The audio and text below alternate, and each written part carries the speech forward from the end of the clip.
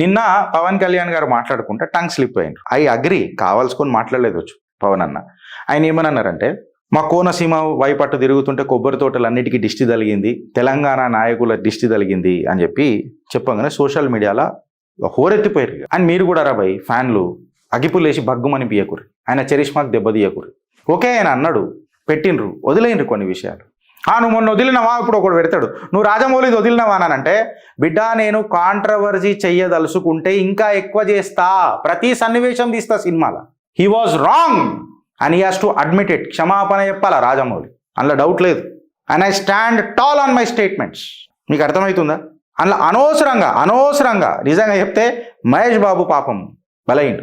సీరియస్గా అరే you should be very positive యార్. రాజమౌళి కూడా పాజిటివ్గా ఉండాలా. సరే ఒకటి ఏమవుతుంది, మనుషులం తప్పులు అవుతాయి. ఇనాగ్రేషన్ ఫంక్షన్ ఒకటి నువ్వు అనుకున్న పర్ఫెక్షన్గా జరగకపోతే నీ సినిమా ఫ్లాప్ అవుతుందా రాజమౌళి? ఎందుకంత చిరాకు? దేవుళ్ళ మీద దాకా వెళ్ళిపోయినావు. అది ఎవడు పర్ఫెక్షనిస్ట్ చెప్పిడా? There never exist a word called perfection. There is always scope of improvement mister Mouli. అది చూసుకో.